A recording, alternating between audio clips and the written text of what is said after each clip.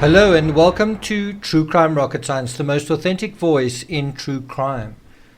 Today we're going to look at something quite bizarre, something that is missing from the phone data review, and obviously this channel covered that in great detail, probably in more detail than anyone else, in the hashtag 2 years ago today CW series.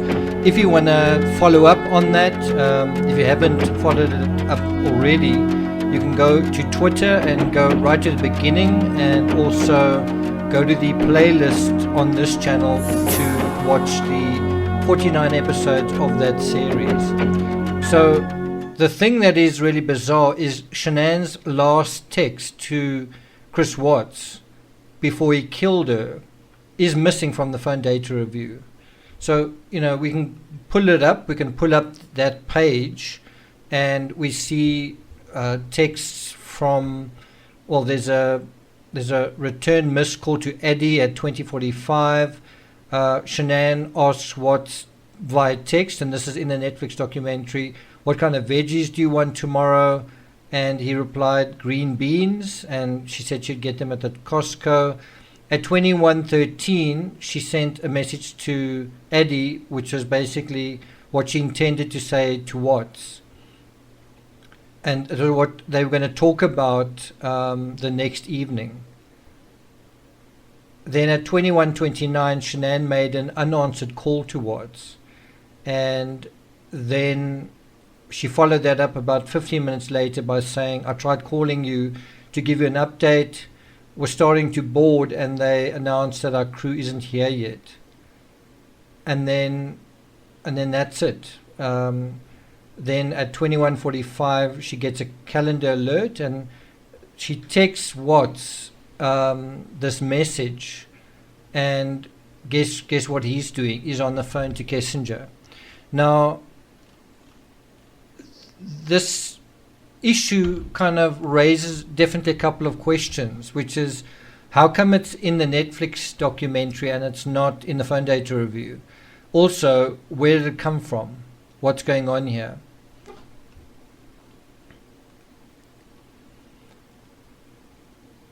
The text itself reads, finally on plane and about to take off. Thank God, ! Prayers for a safe flight. Love you.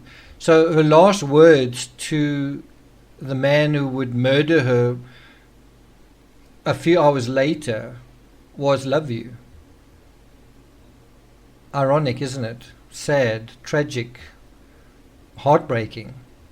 And it does make sense that Chris Watts would delete this message on his own phone, because it wouldn't make any sense if the last thing she said to him was love you, and then what he, the next morning they kind of agreed to separate. Now bear in mind, Watts' story after the fact was that they both kind of agreed to separate. They both kind of agreed that it wasn't working. But this text contradicts that. And not only this text, if you go through the phone data review exhaustively and meticulously and systematically the way that True Crime Rocket Science did, you can see that Shan'ann was kind of mostly in the marriage. She wanted to make the marriage work. She would respond every now and then to what was doing, but she kind of felt like she can't not be married. She can't afford it, and she was frightened, and she just didn't want to not be married. And she just couldn't believe that he was cheating on her either. And so she thought, well, maybe I must just be nicer to him. Maybe I must be nicer to his mother-in-law. And that comes across in a letter that we've also not seen before. So that's another thing that we didn't know about. So again, the question is, how come we didn't know about this? And I think there are a couple of possibilities. So one possibility is that Chris Watts deleted it on his phone, which I'm pretty sure he did. Otherwise, it would have come up on the phone data review.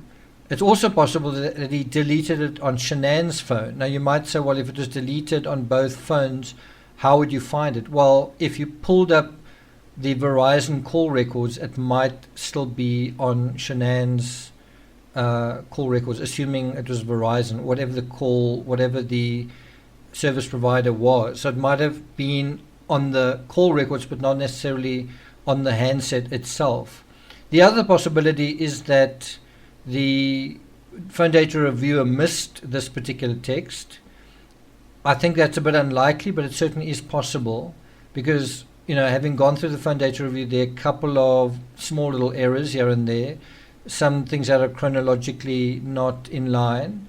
But overall, it seems very unlikely that at this point he would not have that in. Now, to add a bit of meat to this possibility, we know that the phone data review is also missing that crucial 111-minute call from Watts to Kissinger on the night of the murders. So, that call isn't there. So why is it not there? Well, it is in the Verizon call records. So didn't the same thing kind of happen? When the phone data review was compiled, it was done doing I think Celebrite download of the handsets, and using that software, it sort of automatically, populated the timeline. But what was missing at that time may have been the Verizon or whatever record. So that's another possibility. There's also a third possibility, which is that, and I'm really not sure about this because I don't know whether the prosecution or law enforcement are allowed to withhold parts of the discovery. Maybe they might withhold it accidentally, or maybe they, in inverted commas, quote unquote, accidentally withhold it, kind of thing. And then they bring it in late in court. But if this case went to trial and Chris Watts was sort of making the case that, that Shan'ann wasn't happy, then this text brought in would contradict that completely. It's the very last text she sends him, and she's indicating her commitment, saying, I love you. And of course, it doesn't suit his story that she loves him. It also doesn't suit his story to Kissinger that she loves him.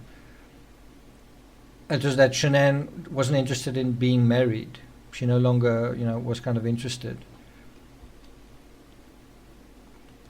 While I think the Netflix documentary does a great job in telling the story exclusively from archival footage, there's no voice of God, there's no narrator, and as a result it's not skewed one way or the other. While I think that's great, it sort of gives you a sense of reality about what really happened, it doesn't answer why. It kind of presents the footage in a very good way, a very clever way, a very cohesive way, a very comprehensive way. And as good as it is, it just doesn't answer why. And I don't know how many people out there can actually answer why. And by the way, the answer why isn't narcissism, or it's got nothing to do with narcissism. So anyone who says the word narcissism as part of the reason why has a very facile understanding of the people in this case and of this case, and probably of true crime as well. There are a couple of cases where narcissism is a factor, not like the dominating factor, but a factor. One is Oscar Pistorius and the other O.J. Simpson, both kind of celebrity athletes, and their narcissism certainly plays a role. Yara doesn't. Anyway, so it is very interesting that this is something that was left out. I will be putting up another episode after this dealing with another crucial piece of evidence that was left out of the discovery. And we see it in this particular documentary. One also wonders whether this documentary was held back, kind of assuming that what was appealing. And, there's certain information that could have helped prevent his appeal, or not necessarily prevent the appeal, but if the case went to court, would help against a case in a case against Chris Watts, if that makes sense.